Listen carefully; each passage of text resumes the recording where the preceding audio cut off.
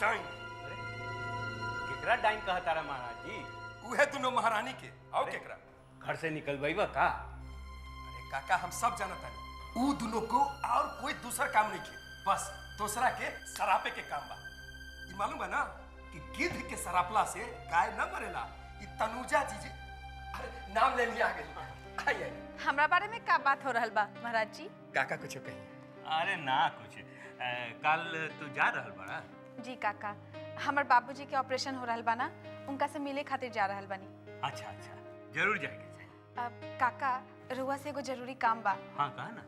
रुआ विक्रम बाबू के दिन भर संभाल ले, हम सांझ ले लौट आए। हाँ हाँ कहे ना। तनुजा तू एजा बाड़ू? रुआ कब नहीं? बस अभी तू भैया के चिंता छोड़ा, अपन बाबूजी से जाके मिल ला और एक दिन के बाद बा हमनी सब मिल के भैया के संभाल लेम। और वैसे भी हमार छोटका भैया अब तो बहुत समझदार हो गइल बाड़न।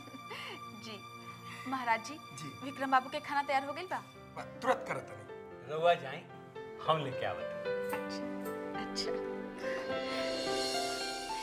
कितना अच्छा लड़की बियानु तनुजा। हाँ हाँ से तो बिया। भगवान करे उनकर बाबूजी जल्दी से ठीक हो जास। ये दुनिया में सब केहू के आपन आपन दुख बा। ठीक कहा तानी महाराज जी, ये दुनिया में सुखी लोग बहुत कम बा और दुखी लोग बहुत ज्यादा। और कुछ लोग ऐसनो बा जो दूसर के सुख से दुखी हो जाला। केकर बात करत तानी रउआ? आपन घर में ऐसन के बा? ई ऐसे ही बकबकात रहेला, बहरा से सुन के आवेला, हमरा सुनावत रहेला, हमार कानों पक जाला और खानो जल जाला। पर कक्का रउआ बात के बड़ा निमन तरीका से घुमा देवेनी। घुमावत नहीं खे बबी, बहुत कुछ देख के और सुन के चुप रहे में ही घर के भलाई बा। हमर सब बात याद भी रखी। याद रखा शाम तक चलाम ना। तनुजा बेटी, जे दवाई खत्म हो गई है वो मंगवा देनी है।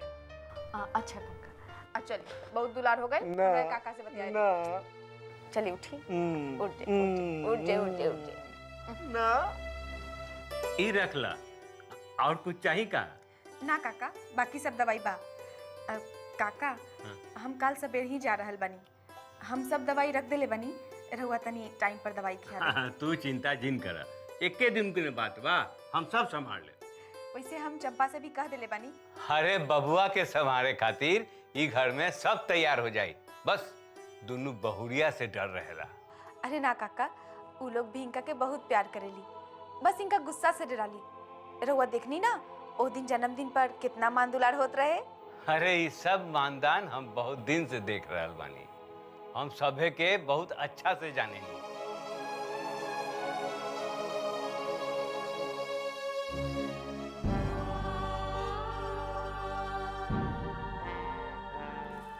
रवो एकदम जिद्दी आदमी पानी। अरे यह ड्रॉप डालना सही पहले से आराम बा। ई लड़की के बतावल दवाई एकदम कारगर बा, डॉक्टर यह ड्रॉप बतौलन हा। इनकर यही जिद तो आज ही दशा बनैले बा। दशा रहुआ लोग कम ना कहनी हमने भाई की। ए मास्टर जी, रउआ अगर हमार बात ना मानब तो राव लड़की के खबर करके बुलावे के पड़ी। ना ना, ओकरा के मत बुलाई, ओकरा के मत परेशान करी। अरे वो लोग दवाई डाले के चाहते नहीं तो डाली, बाकी एक बात सुन ली, ये दवाई वैसे कुछ नहीं के होके वाला, एक दिन ही अखवा के जाही के बाद। अरे काहे बेकार में बकबकाता नहीं? अरे आजे भर न तकलीफ बा, कल तो डॉक्टर के पास जाए के बा। उठी बुआ जी, दवा डाल दे। डाला दवाई। चाचा जी आँख खोली, दवा डाल दे।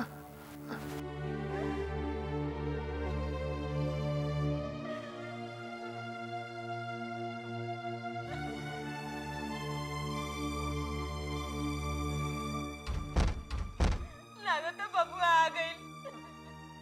हाँ बबुआ भाई, हम देखा था।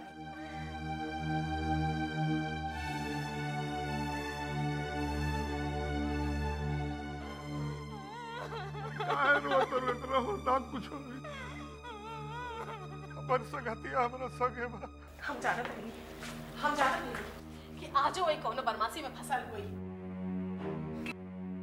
केकरा हट के कहले रे? अरे बोल ना। देखिए देखिए, हम एजा मास्टर जी से मिले आयल बानी। देखा बउआ, जायदा छोड़ दा।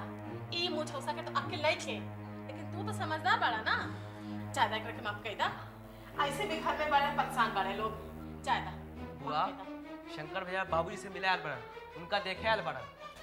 ओ जी आया आय बउआ। मास्टर जी प्रणाम। के हो भाई? हम शंकर। अरे शंकर बेटा, तोरो खबर लग गई हो। जी हम तनुजा जी के भी फोन से खबर कर देले बानी। तनुजा के? पर तनुजा के काय खबर कैला? मास्टर जी हम ठाकुर साहब के भी जानता नहीं। रुआ ठीक नहीं है बउआ। अरे ओकरा परेशान करे के का जरूरत बा भाई? अच्छा भइल जो ओकरा के खबर हो गई। अब वो आई तो राउर खबर ली। रउआ परेशान मत हो, नौकरी कोनो भागल नहीं जा। राउर इलाज ज्यादा जरूरी बा। कल सवेरे डॉक्टर लगे जाके बा। रउआ के समझावल ओकरे बस के बा। अच्छा मास्टर जी, हम चलत आनी, कल सुबह फिर आएम। ठीक बा, जाई। अच्छा भौजी, चलत आनी।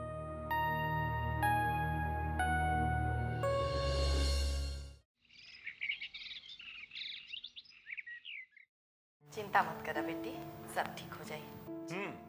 डॉक्टर बागची से हमार बात भी हो गई बा। तोहार बाबूजी के आंख के ऑपरेशन काल्हे हो जाए। जी तो हम चलत नहीं। एक मिनट रुका रुका, एक काम करा, थोड़ा सा पैसा रख ला खर्चा पानी खातिर। जी पर रख ला बेटी, पैसा हाथ में रहेला तो बहुत हिम्मत बनेला। जी अब बाबूजी से कही है कि उनका आंख के ऑपरेशन बहुत बढ़िया से हो जाए, बिल्कुल चिंता ना करस। ठीक बा गिरधारी? जी मलका। एक काम करा, तू ड्राइवर लेके इनका साथे घरे चल जा और सांझ के इनका के साथे ले ले आई है। जी जी गिरधारी काका के रहे दियाओ, उनकर यहाँ रहल बहुत जरूरी बा। विक्रम बाबू के संभाले वाला भी कोई चाहिए ना, वो खाली इनकरे बात मानेलन। अरे बाकी बेटी तू अकेले जेबू कैसे? हम ड्राइवर संगे चल जाई। अच्छा जी प्रणाम। खुश रह। प्रणाम। खुश रह बेटी, जल्दी आई।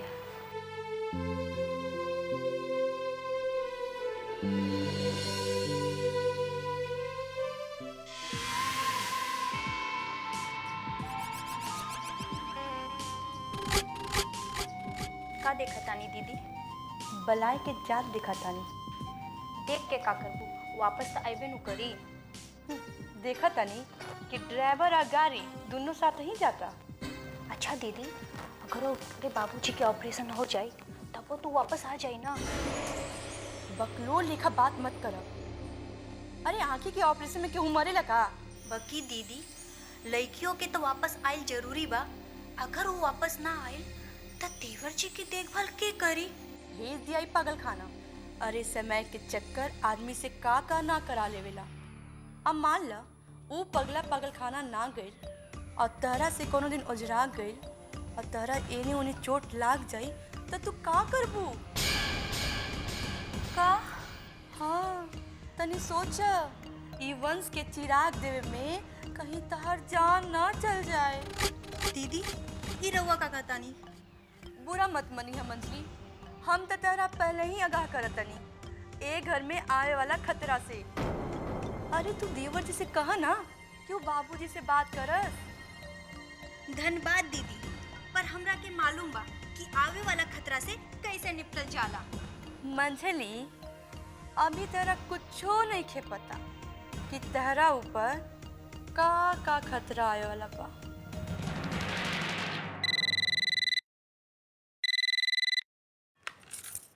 Hello hello doctor Bagchi? जी हम डॉक्टर बागची बोलत हई। हाँ हम ठाकुर सूर्य प्रताप सिंह बोलत हई। ठाकुर साहब प्रणाम। जी प्रणाम प्रणाम। बोलल जाओ, का सेवा करी? अरे डॉक्टर साहब मास्टर जी के बारे में कहले रही, जितना जल्दी हो सके उनका ऑपरेशन करवा दी। रउआ निश्चिंत रही, कल ऑपरेशन हो जाए। जी अच्छा। प्रणाम। अच्छा प्रणाम। का बात भइल?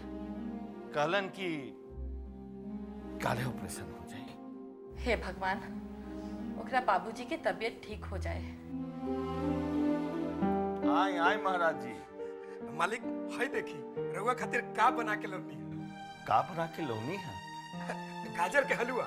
ये ऐसन चीज बा जे रउआ आ छोटका बबुआ दोनों को अच्छा लागेला। आ यही गाजर के हलवा खातिर ई दोनों बाप बेटा लड़बो करेला।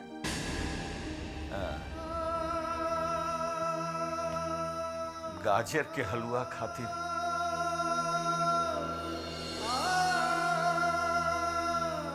महाराज जी। जी मालिक। बिकी बबुआ के हलवा पहुंचा देनी है? हाँ मालिक, चंपा लेके गई है। लाई हम रोक दे दी।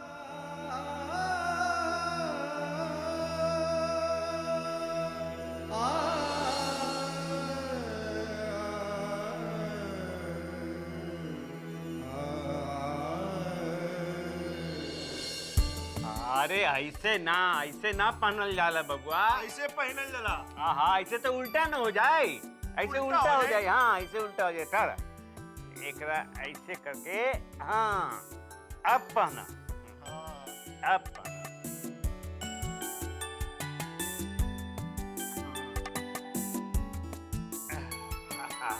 अब देखा। अब हम तैयार हो गए नहीं। हाँ हाँ। अब घूमे चले जाए। घूमे ना घूमे ना, पहले दवाई खा के बाद। ना पहले घूमे चले जाए। हाँ पहले दवाई खा के गा। ना पहले घूमे चले जाए। ना दवाई खा के पहले घूमे चले जाए। खड़ा तू। बड़ी दोस्त के बात मानवा, हमार बात ना मानवा। ना गिरी अंकल के बात ना मानवा। ना माने ना। तो ठीक बा, हम बड़ी दोस्त के कह दे।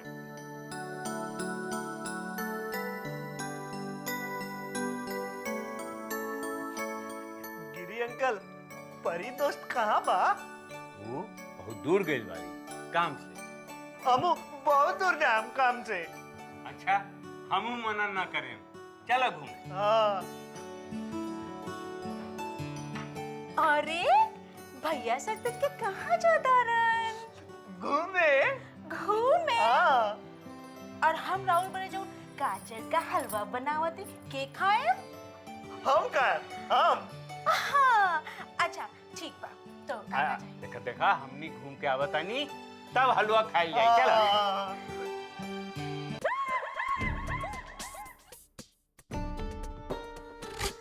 अजी सुनतानी का?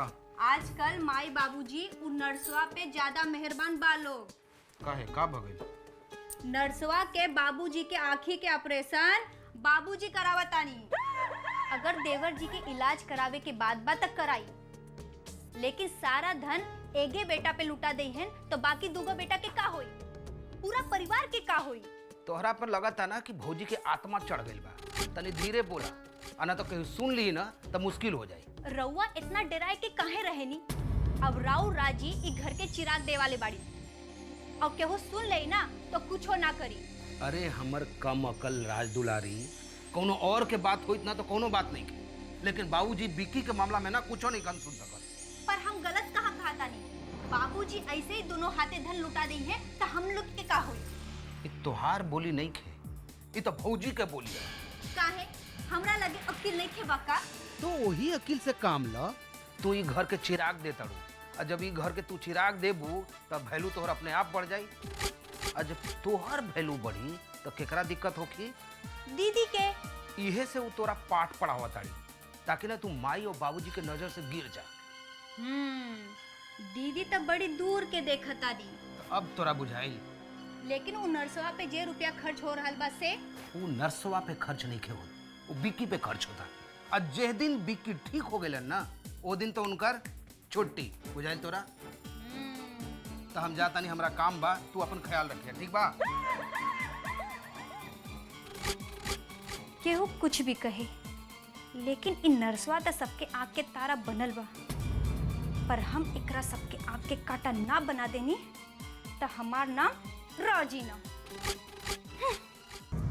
हे भगवान, अभी हे कुछ सोने खातिर नहीं घर में हम बैठल बानी। जय भगवान। का भइल बबनी? काहे इतना रुआ चिल्लाता नहीं? आखिर भइल का? भइल का? अभी घर में रहे खातिर राउर बेटी सबसे मार खाए के पड़ी। अनुजा तू बतावा का कहले हा? हम कहाँ कुछ कहनी हा? अयो दादा, अभी हमरा के छुट्टा अरे मैं कुछ ना भइला बुआ बड़की दीदी का बोलत रहली मंडी दीदी ओकर जवाब देलक।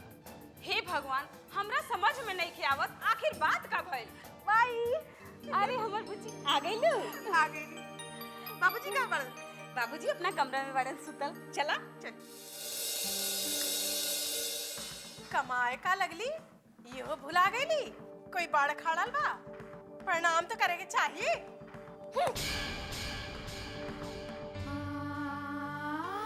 ला तू अपना बाबूजी से मिले, हम चाय बना के आवत बानी। तनुजा बेटी, बाबूजी बेटी तू आ गई बेटी। आ गई नहीं, बाकी हमरो से बात ना करब। ऐसे काहे कहत करू बेटी? और न तो का कही, हम गई नहीं ना कि रू अपनी हाल बना लेनी। अरे ये बीमारी इतना जल्दी उपट गई कि बात मत बनाई बाबूजी, हम सब जानत तनी। रहुआ इस सब लापरवाही के कारण भइल बा।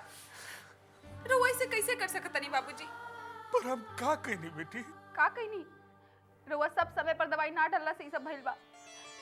रहुआ एको बार सोचनी हा कि अगर रहुआ कुछ हो जाई तो हमनी सबके का होई? हमर सब मेहनत बेकार हो जाई। अरे छोड़ा नहीं सब बात बेटी, पहले तू ही बतावा कि वहाँ सब तहार काम से खुश बा कि ना? हाँ, सब लोग खुश बाड़न। ठाकुर साहब तो बहुत अच्छा आदमी बाड़न। वो डॉक्टर बागची से रवा खातिर बात के लिए बाड़न। राउर ऑपरेशन 1-2 दिन में हो जाए बाबूजी। हाँ, सब ठीक हो जाए। सब खर्चा ठाकुर साहब दे रहल बाड़न।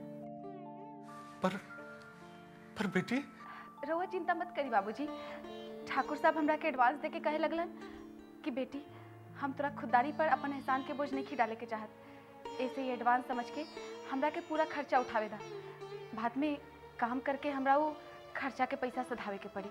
ठाकुर साहब बहुत अच्छा इंसान बाड़ा। पर रउआ अपन ध्यान देवे के पड़ी बाबूजी। हम कितना देर रउआ पीछे पड़ल रहे। अभी पूरा परिवार के जिम्मेदारी रउए तो उठावे के बाना। और रउआ इसे बैठ जाए तो हम अकेले कितना कुछ कर पाए बाबूजी। हमरा रात बहुत जरूरत बा बाबूजी, अभी बहुत जरूरत बा।